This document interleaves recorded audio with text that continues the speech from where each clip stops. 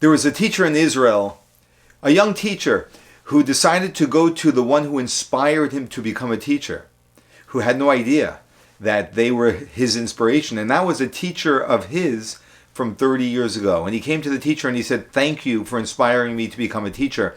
And this older teacher asked him, "What was it that inspired you?" And he said, "I'll tell you, it was an incident that happened in our class. We were little boys. And one boy came into class one day. His father had gone overseas and came back with a beautiful gift for his son. And that was a beautiful watch. And this boy was showing the entire class this beautiful watch. And in all of the excitement of all of the kids looking at this watch, it suddenly disappeared. Someone had taken it. One of the other boys had taken it. And this boy started wailing. And this was during recess. And when you came in, you were the teacher, you came in, you told us all to line up against the wall. And we all lined up against the wall, and then you said we should all close our eyes. And we all closed our eyes. And you went from boy to boy and felt our pockets until you came to my pockets, where you found the watch. You took the watch out, you gave it to the boy, but you never said a word to him. And you know, that touched me so deeply, that you didn't expose me and you didn't embarrass me, that not only did I learn from that, but I also decided I'm going to become a teacher to inspire children as well. He said, "But I always had one question for you, teacher. And that is, it's one thing if you didn't want any of the other boys to know about what I did, but why didn't you speak to me about what I did so that I not grow up to be a thief?"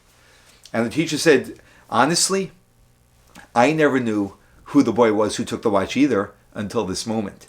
Because when I went from pocket to feel who had the watch, I also had my eyes closed." This is a magnificent story. And what's beautiful about the story is that it teaches us the real power that lies in the ability to approach the world not with our naked eyes of flesh, but to be able to approach the world and people with the eyes of our soul, the eyes of our neshama. Very, very powerful, and look how moving it can be. And this is really the story behind Yitzchak.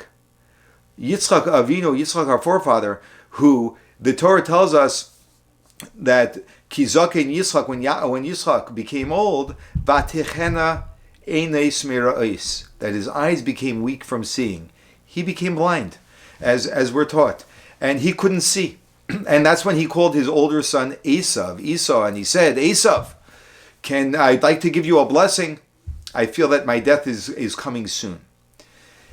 There's a deep connection between the fact that the Torah is telling us that Yitzchak could not see, and it was then that he wanted to give his son Esau blessings. Because this story remains a disturbing story. Why would Yitzchak want to give Esau, his very troublesome and problematic son, blessings? A person who was wild and did very, very dangerous and unhealthy things. Why wouldn't he want to give this blessings to Yaakov, his righteous son, as his wife, Rivka, wanted to? But it was associated with the fact that Yitzchak, the Torah tells us, his eyes were weak from seeing, that he was blind. There's a deeper significance than just the fact that he was blind. In that, while we know that destiny was for Yaakov to get the blessings, and he should have gotten the blessings, and he did get the blessings, and Rivka was right about the fact that practically we have to give Yaakov the blessings. We are taught that Yaakov and Esau actually represent two different paradigms which actually were created even before the world as we know it. We know that in Kabbalah, mystically, we're taught that there was an Olam HaTohu, there was a world of chaos, a concept of a world that God created which turned out to be a chaotic structure, which God then revised into Olam HaTikun, which is a world of rectification, which is a stable structure. And of course, Hashem doesn't make any mistakes.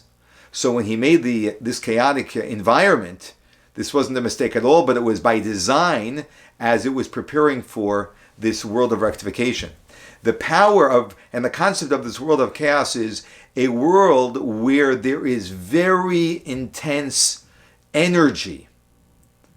But this intense energy, if it cannot be housed, contained properly, and in a functional manner, we have chaos. And very often, very intense energy is very difficult for us to stabilize, and it leads to chaos.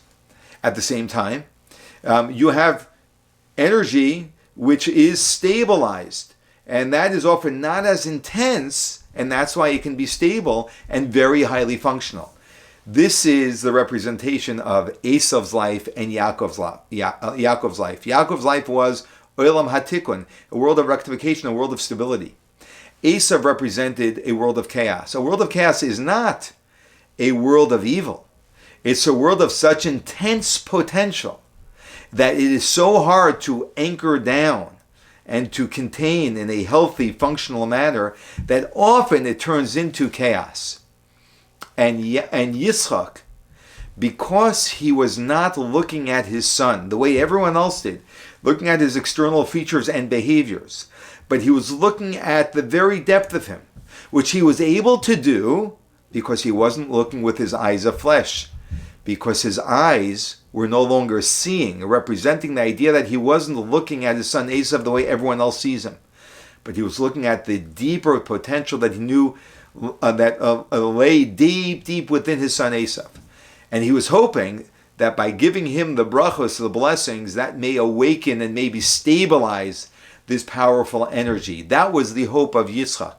And that hope came because Yitzchak was able to see, because he was using a different set of eyes to see.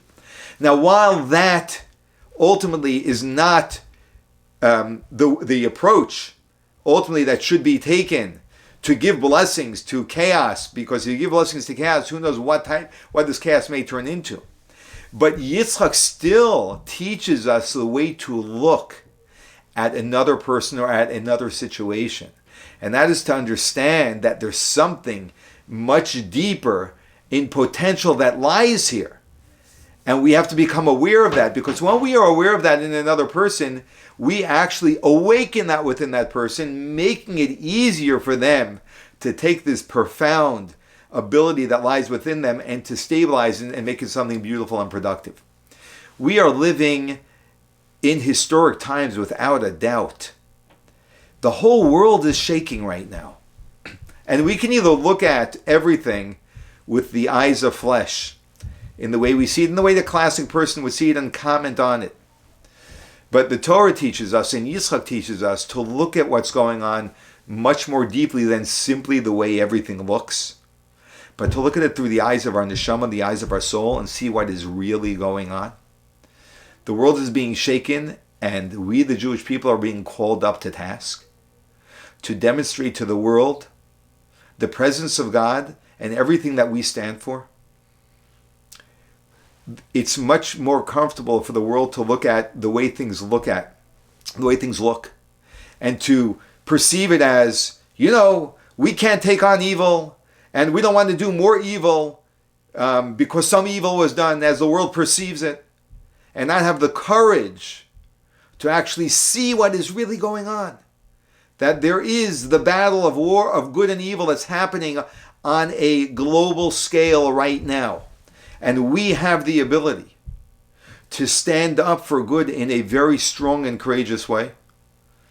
And even though those people who choose to see the world with the eyes of flesh will be critical of we who see with the eyes of our soul, we still hold the courage to do exactly what God, Hashem, is expecting of every single one of us to do.